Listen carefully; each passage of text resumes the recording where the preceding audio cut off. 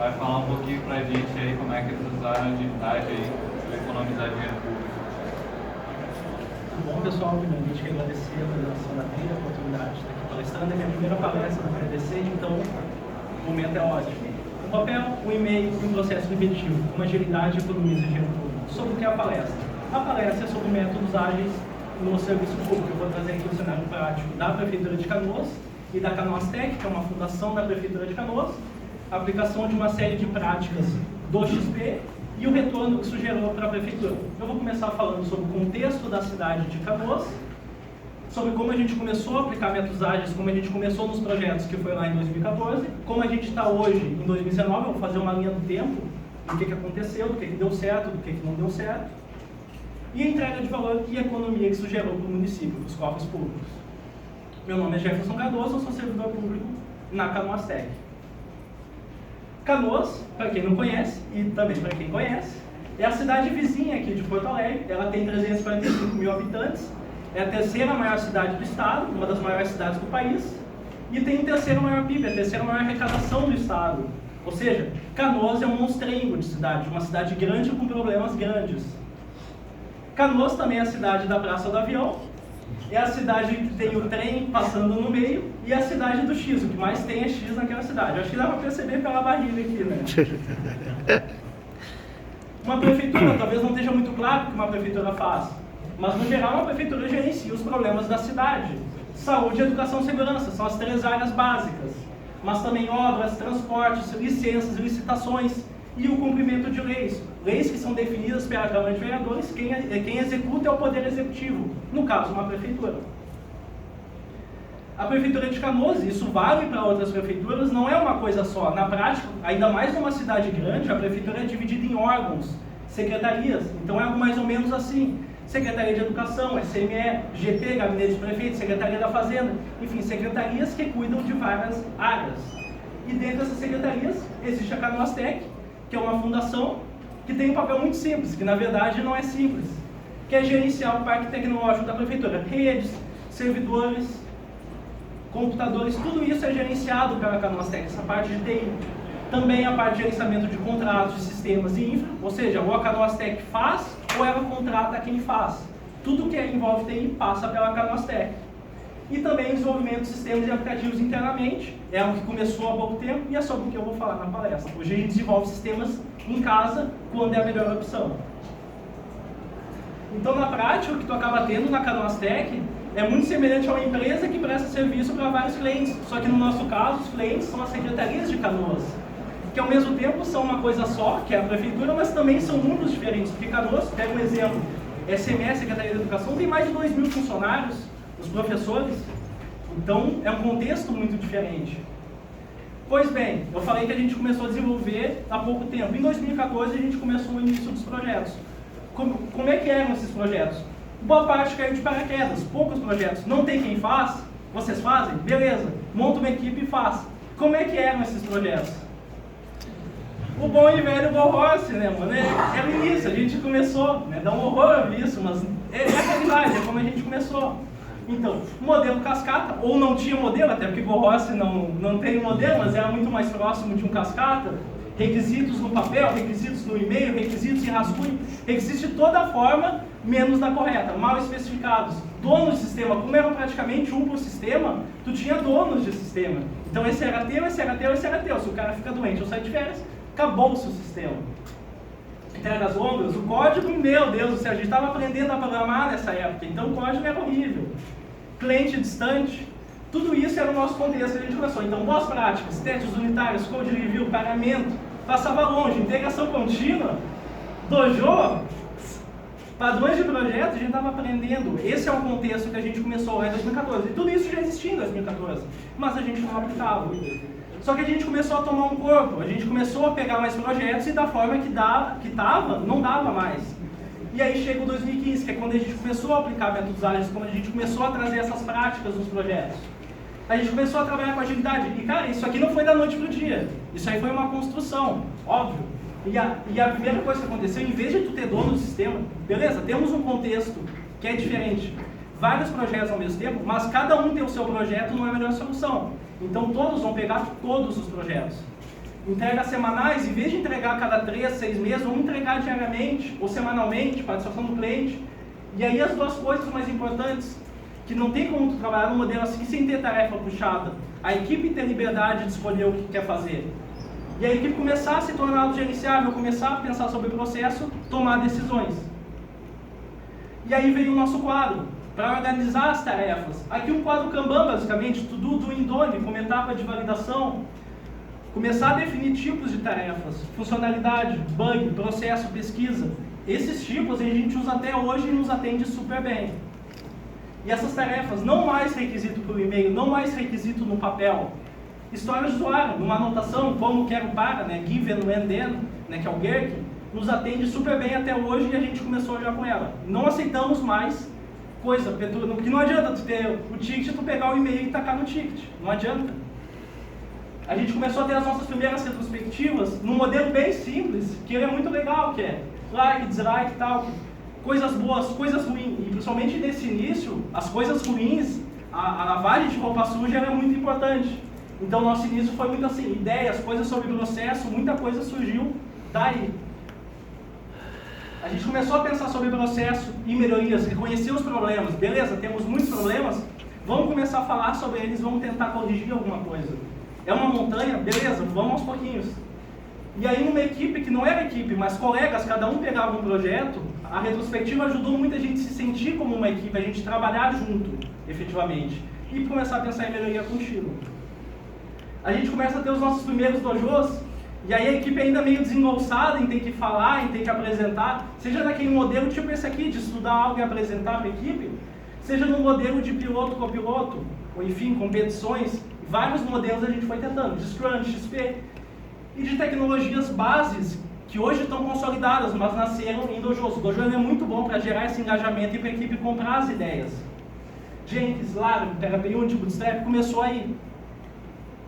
A gente começa a fazer os nossos primeiros testes unitários, construir uma suíte, e ainda aprendendo, porque teste é algo que demora, tem um bom teste é algo que tu vai aprendendo. A gente começou aqui a construir os nossos primeiros testes unitários com PHP e Unity.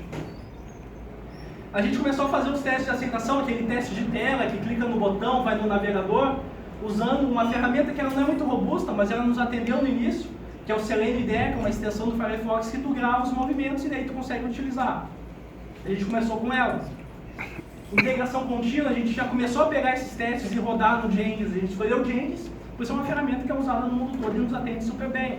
Então o Jenkins já gerenciando alguns jobs, já iniciando, a gente também aprendendo essa parte de DevOps do Jenkins e tudo mais. Começar a trabalhar com tags, conversões, fazer verificações de código. Já começando a ter um início de integração contínua. Beleza, eu falei um monte de coisa para vocês, de processo, de melhorias, mas aí a gente chega nos problemas.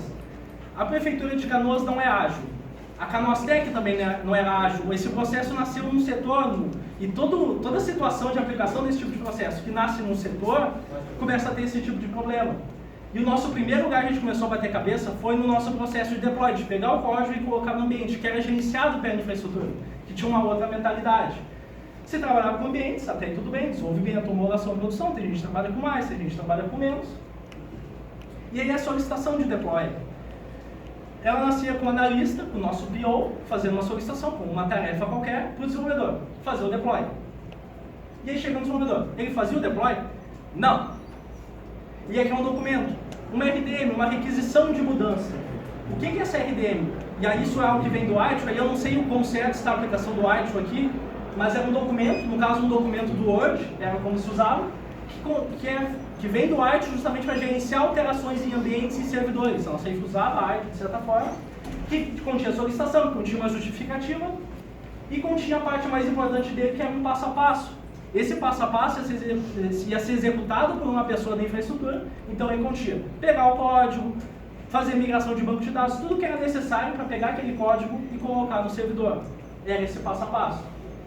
Esse documento era enviado no e-mail, e o desenvolvedor fazia esse e-mail e o documento, que chegava no nosso diretor de projetos. O nosso diretor de projetos lia o e-mail, ou não lia, passava direto, aprovava, chegava no nosso diretor de infraestrutura, que pegava, lia o e-mail, aprovava, e aí chega um ponto, além de tudo isso, que nos ferrava mais ainda. Como era um processo manual, somente terças e quintas. Tenta fazer deploy contínuo com uma limitação dessa.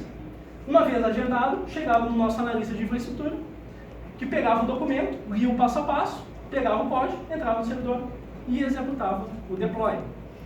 Ou seja, meu Deus, que coisa horrível!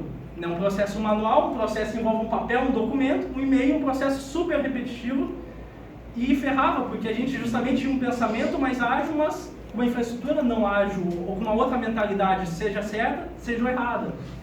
E aí vamos fazer um pulo de tempo, 2019. Né? Muita coisa aconteceu, obviamente, nesse tempo, com questão de tempo. Vamos dar um pulo para 2019. Como é que a gente está hoje? Temos mais projetos do que a gente tinha em 2014, 2015.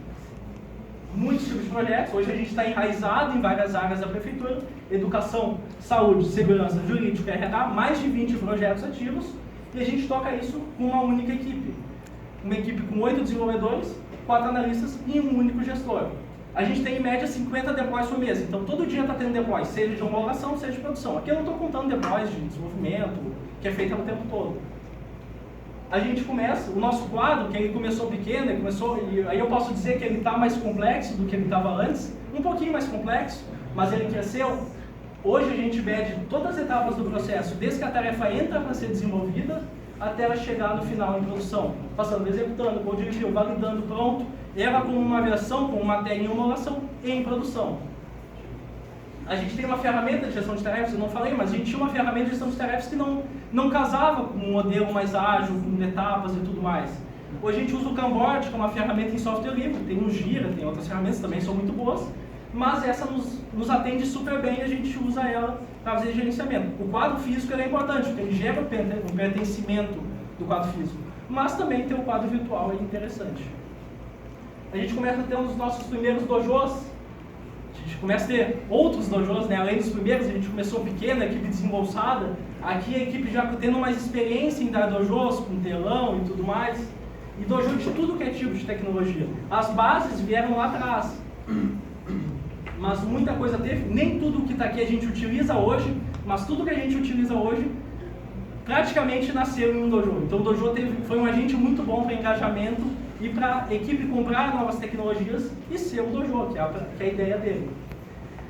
Nossos testes, hoje a gente tem uma suíte de testes muito maior, a gente estava começando, hoje a gente tem mais de 8.000 testes, o que é pouco, devia ter mais, mas é uma suíte grande para uma grande quantidade de projetos que a gente tem, já tem cobertura de teste. Hoje a gente utiliza uma ferramenta que é o Codeception, que ele cobre teste unitário, teste de aceitação, teste funcional, teste visual, que ele nos atende super bem, e a gente usa ele em todos os níveis. Teste de aceitação, a gente não utiliza mais o Selenium IDE, que é uma ferramenta que é boa, mas ela não é muito robusta. A gente utiliza o Selenium mesmo para rodar teste. A gente tem uma suíte de mais de 1.000 testes, e o Codeception mesmo, que roda por cima, gera relatórios, a gente tem um controle maior. Mas não adianta ter testes. Tem que ter eles de uma forma visual. Ainda mais quando tu tem muitos projetos.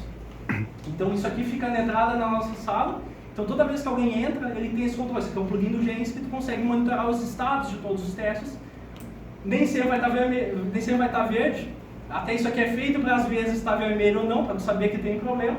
Por isso que é visual. Beleza, e aí a gente chega naquele nosso processo de deploy, lindo, super automatizado e tudo mais.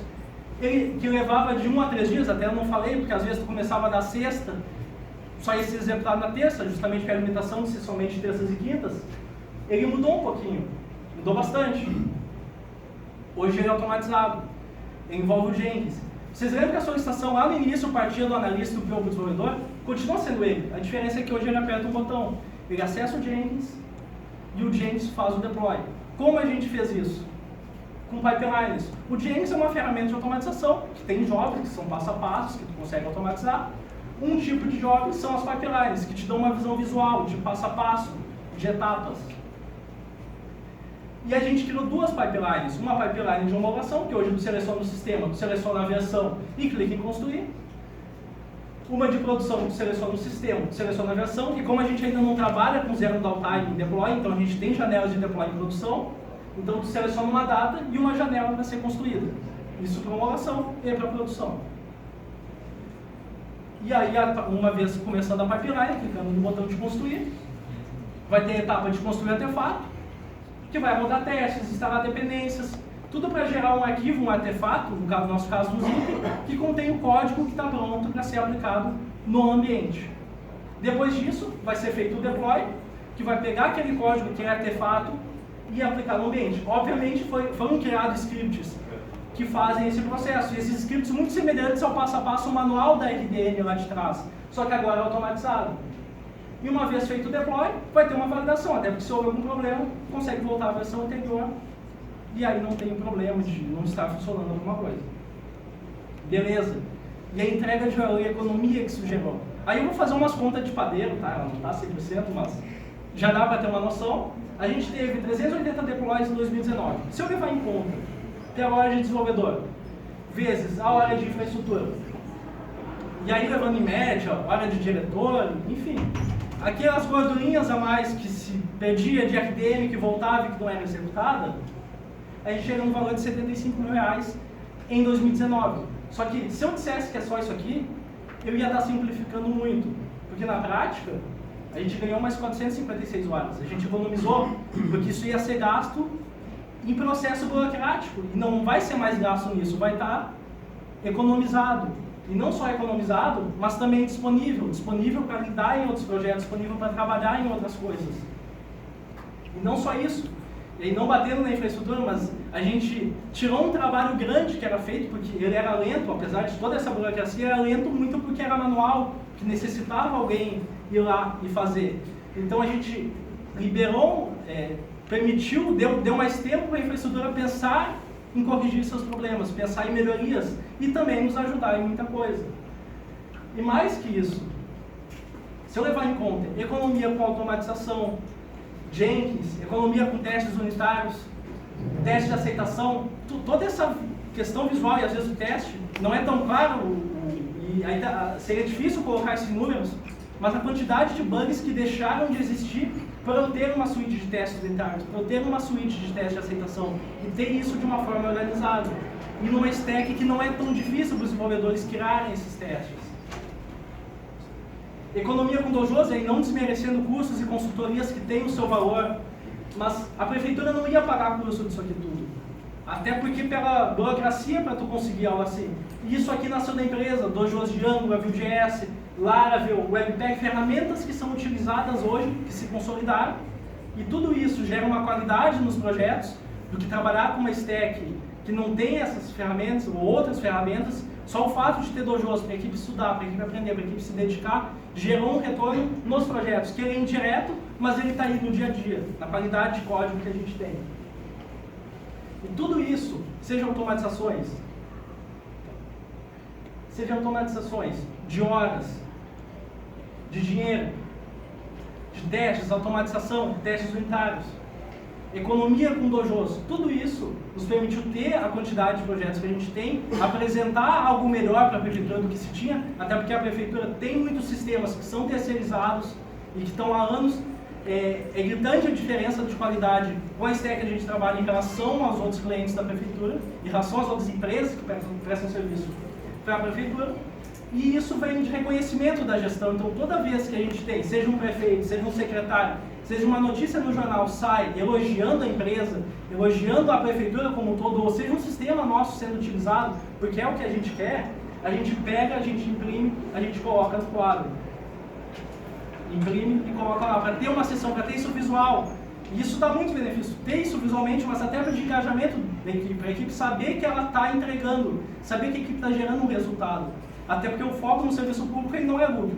O lucro do serviço público é uma economia, de certa forma, é tu poupar, é tu usar bem o dinheiro público. Então tudo isso nos permitiu ter essa evolução. E aí, para terminar, uma frase que é icônica, uma frase da Margaret Thatcher, que não existe essa coisa de dinheiro público. A gente fala dinheiro público. Mas, cara, dinheiro público não existe. O que existe é dinheiro dos pagadores de impostos, é dinheiro de vocês, é dinheiro que está sendo bem gasto. Talvez vocês não sejam de Canoas, mas quem conhece como funciona o Estado brasileiro sabe que o dinheiro sobe, o dinheiro volta. Então, indiretamente, esse dinheiro que vocês estão contribuindo está chegando em Canoas ou está chegando em cidades próximas. Então, isso conta muito. Então, não existe esse dinheiro público, existe é dinheiro de pagadores de impostos. Essa aqui é a minha primeira palestra em TDC, então está sendo muito legal. Espero que eu tenha sido claro, espero que vocês tenham curtido, que eu tenha passado uma mensagem, e muito obrigado.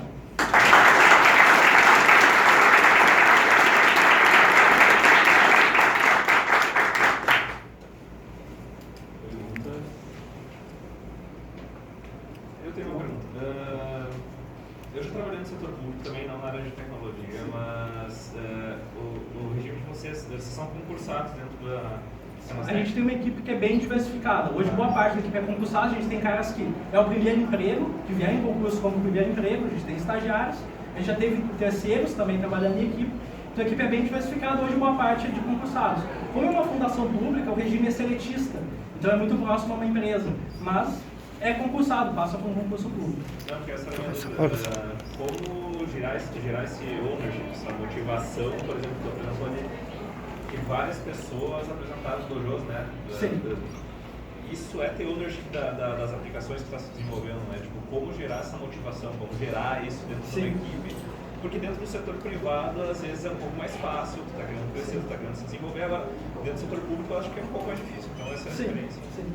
Eu diria que tem essa diferença. Como tu não tem o dinheiro, digamos, a motivação do lucro, no setor público, eu vejo que a motivação que pode ser gerada é o resultado, é o cliente usando. A gente tem sistemas que cobrem causas mais sociais, por exemplo, aqui o CRM, envolve um sistema que registra agressões de mulheres da cidade inteira. Então, a equipe saber que ela pode estar evitando uma agressão, ela pode estar ajudando a sociedade, talvez não para todo mundo, tem pessoas e pessoas, mas isso ajuda a dar motivação. Então, é o que o serviço público pode oferecer, essas causas mais sociais. A gente tem um sistema que envolve isso, aqui o CTM, que envolve o Conselho Tutelar, mais ou menos a mesma ideia de agressões e tudo mais. Então, ele é nessa linha.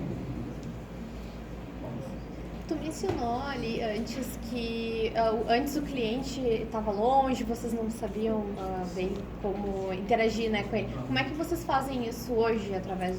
Como é que vocês colhem esse feedback? Como é que vocês trazem o cliente mais para perto? Repete o início da tua pergunta, por favor. Tu tinha mencionado ali no início que um dos problemas era que o cliente estava longe, né? Sim. Como é que vocês fazem isso? Como é que vocês fizeram nessa transformação para trazer o cliente mais para perto e validar e ter o feedback mais rápido, que é o que a gente tem no XP, né? De ter esse feedback. A gente tem um ambiente que tem muitos projetos, que tem muitos clientes, então nem todos os clientes vão ser iguais. O que a gente fez, cara, de início, tentar ter reunião mais seguida, trazer esse cliente perto, levar o cliente para a sala, ver o nosso quadro, ver que é algo diferente. E o legal, com o tempo, como a gente tomou um corpo maior, e como a prefeitura ela é grande, ela é distante, mas todo mundo se conversa, o pessoal sabe a diferença de entrega que a gente começou a oferecer e gosta até de trabalhar mais nesse modelo. Então esse ganho veio com o tempo, nem todo cliente é assim, mas a gente conseguiu crescer em cima disso. E os clientes seriam as pessoas das secretarias? Das secretarias, ali. sim. Então tem secretário, tem diretor, às vezes pessoas de níveis até mais baixos que estão no dia a dia, interagem muito com a gente. Legal. Seguindo na linha dela, trocando um prefeito, troca secretarias, então já tem, claro, tem os cargos que ficam, mas o que manda mesmo é o secretário. Sim. Tem que ter um aprendizado toda vez que muda. Sim, digamos, se eu fosse, aí eu tenho no objetivo, mas se eu fosse citar todos os problemas, um dos maiores é esse, porque gestão pública cada 4 anos troca, porque é como o Estado funciona. Então isso gera uma dificuldade de ter aprendizado, mas o legal é que a gente tem uma parte da equipe, e grande parte da prefeitura continua, porque são de concursados, são pessoas que estão há 5, 10, 15 e vão ficar muito tempo na prefeitura. Então a gente se alicerça muito nesses caras. Então muda, mas esses caras sabem, a Canoastec trabalha dessa forma e nos entrega muito bem. Até porque entra um secretário novo e ele não conhece ninguém. Então ele vai perguntar para as pessoas que estão. E normalmente vão ser essas pessoas. Então a gente tem pessoas assim em toda a prefeitura que conhece o nosso trabalho. Então foi muito disso. Mas é difícil. É uma mudança grande. É isso aí. Tem mais uma pergunta. Nesses projetos, que nem esse de registro de agressões de mulheres, isso é uma coisa que pode ser usada por outras prefeituras também. Vocês trabalham com open source, isso está público, aberto, ou é só de vocês? Também? Até 2018, a Canoastec foi criada para prestar serviço para a Prefeitura de Canoas. Então tinha uma restrição para prestar serviço para os municípios, até para ter o sistema, tu cobrar, de certa forma, não podia cobrar. Então o que se tinha muito pega o sistema, a Prefeitura conhece, faz uma parceria e a Prefeitura implementa. Então isso se foi criando com o tempo, a gente tem mais sistemas, e em 2018, foi mudada a lei que permite ter isso. A gente não está se aproveitando muito disso. Tudo que a gente faz é open source, usa tecnologias open source. Mas ainda não foi tanto para esse lado. Hoje está mais só Canoas. Eu digo, não tem de deixar no GitHub aberto para outra prefeitura. Não, na prática a gente não tem isso ainda. É uma ideia ótima, que a gente até fala de vez em quando.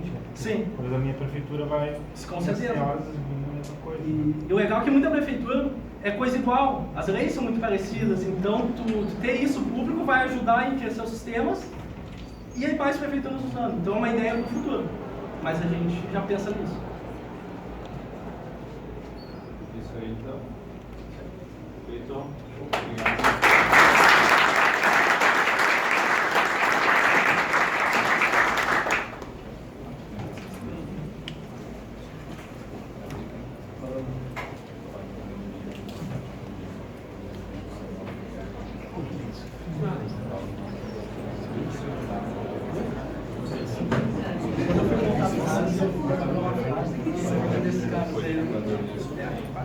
Eu vou ter ser essa.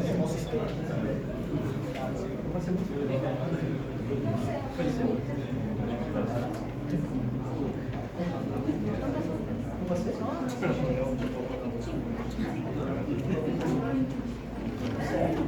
Ah, meu, sai daqui, eu tenho pra ela.